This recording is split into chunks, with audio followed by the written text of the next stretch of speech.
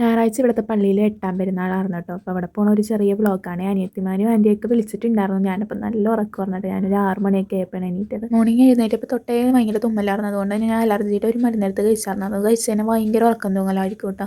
നമ്മളിപ്പോൾ തിയേറ്ററിൽ പോയി ലാസ്റ്റ് ഭാഗമൊക്കെ ആയപ്പോഴേക്കും എനിക്ക് ഉറക്കം വന്നിട്ട് വയ്യാറ്. പക്ഷേ ഇരുന്ന് ഞാൻ ഫുള്ള് കണ്ടിട്ടോ. ഞാൻ എഴുന്നേറ്റ് റെഡിയാക്കുക വന്നപ്പോഴേക്കും പുറത്ത് നല്ല മഴയായിരുന്നു. പിന്നെ നമ്മൾ രണ്ടും കൽപ്പിച്ച് ഒരു ഓട്ടോ വിളിച്ചങ്ങാട് പോയി. പള്ളിയിലെത്തിയപ്പോഴാണെങ്കിൽ ഫുൾ ആൾക്കാർ പള്ളിയുടെ ഉള്ളിൽ കുർബാന സമയം കൂടി ആയതുകൊണ്ട് പിന്നെ അവിടെ കയറി ഇരുന്ന് കുറച്ച് കഴിഞ്ഞപ്പോഴേക്കും എനിക്ക് ഭയങ്കര തലകറക്കം, ഇങ്ങനെ വീണ് പോകണ പോലെ തലകറങ്ങി താഴ്ത്തോണ്ട് ഒരു കുഞ്ഞു കൊച്ച് ആ കസേരയിൽ ഇരിക്കേണ്ടായിരുന്നു. ഞാൻ ആ കൊച്ചിനോട് ചോദിച്ചിട്ട് ഞാൻ അവിടെ കയറി ഇരുന്ന് ആ ചേച്ചി അടുത്ത് തന്നെ എന്ന് വെച്ചാൽ ചേച്ചി എനിക്ക് വെള്ളമൊക്കെ തന്നു കഴിഞ്ഞ് കുറച്ച് നേരം ഇരുന്ന് അതിനപ്പോഴുണ്ട് എനിക്ക് ഓക്കെ ആയത്. എന്താണെന്നറിയില്ല, അമ്മ പറയുന്നത് ഞാൻ കാന്താര ആഫ്റ്റർ എഫക്റ്റ് ആണെന്നാണ് അമ്മ പറയുന്നത്. പക്ഷേ അതൊന്നല്ല ഗൈസ്, എന്താണെന്ന് എനിക്കറിയാൻ പാടില്ല, പെട്ടെന്നാണ് എല്ലാം സംഭവിച്ചത്.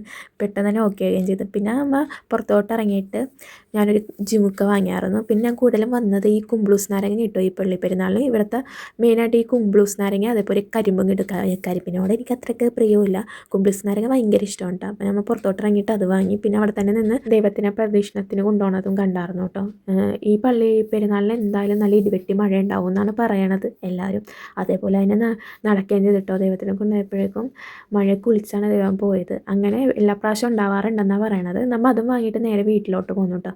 അപ്പോൾ പോകുന്ന വഴി നമ്മൾ ജസ്റ്റ് കടയിലൊക്കെ കയറിയിട്ടാണ് പോകുന്നത്.